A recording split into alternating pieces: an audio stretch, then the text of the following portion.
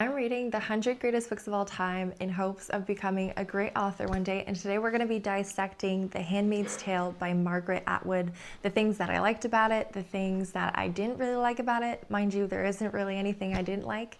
To give you a little bit of context on the story, it's about this totalitarian state where women basically lose all their rights, and there's this fertility crisis, and all the fertile women are taken away from their husbands, their kids, and they're used to basically produce children, and they're put in these homes.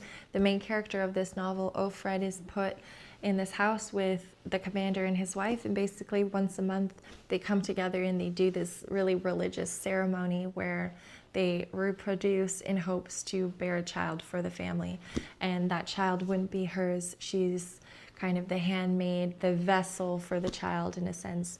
It was just really interesting. There was a lot of themes surrounding feminism and the way that we would communicate in a sort of crisis situation.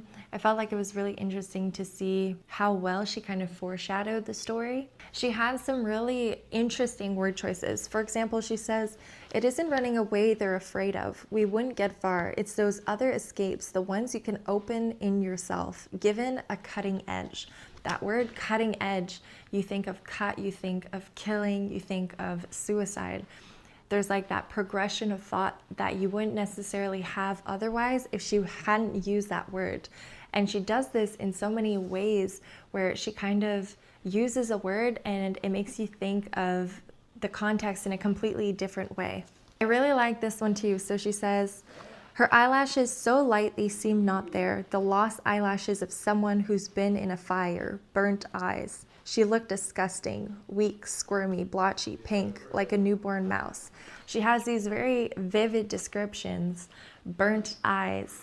You can immediately see it when you think about it. There was another one where she said she had a jaw clenched like a fist, and that also resonated with me. "It makes the men look like dolls on which faces have not yet been painted, like scarecrows, which in a way is what they are, since they are meant to scare." The word scarecrow and scare. You can see how she uses words very carefully, and it's not something that I've ever really noticed before, but it's definitely something that I want to incorporate in my own writing.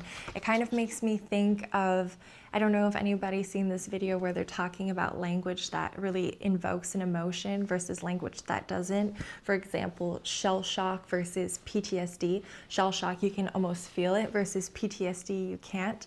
There's also like this theory about Germanic language versus Latin-derived language, where people who were trying to sound more sophisticated would use Latin words, but that you can actually get around using Germanic English for almost everything. It's really interesting how you can use language to depict certain characters if you want somebody that's a little bit more sophisticated versus somebody who's more simple-minded. I feel like Margaret Atwood did a really good job doing this. One of her characters, Moira, who is a little bit edgy, and in the book she has this line where she says, "I don't want to have a dried up snatch." And I was thinking like, oh my God, what a word, you know, imagine using that word, but it really kind of encased her character, which made me feel like I knew her when I was reading her. I knew who that was. And I feel like that's something that everybody strives to do. You want to have really strong character voices.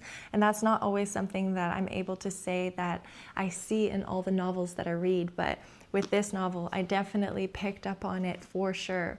Another element that I really appreciated from this book, which often when I read about good writing, they often say that you want the character and the world to be like in contrast with each other.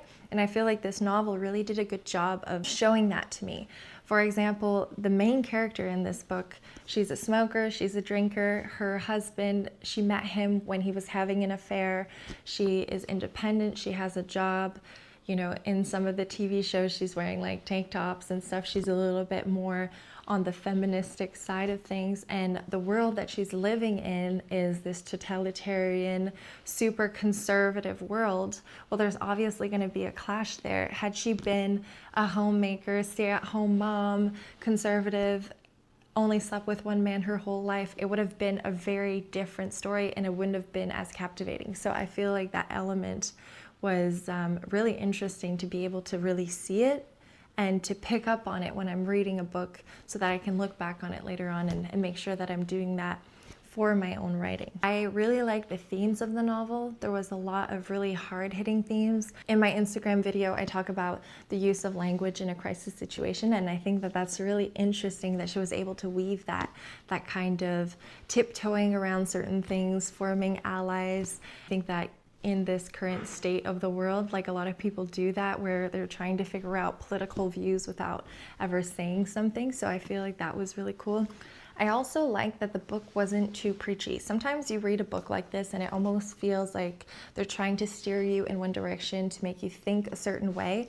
And myself, I'm more leaning on the conservative side of things, but I feel like this book did a really good job of bringing me through the journey so that I can really understand people who are more liberal on maybe the more feministic side of things. I can understand where they're coming from, and it wasn't shoved down my throat. Like, I understand that if you lose an inch, you lose a mile. I find it interesting because I was living in Calgary with my husband, and I had picked up this book maybe a year ago, and I maybe got through half of it, and I felt like the book was really difficult to read.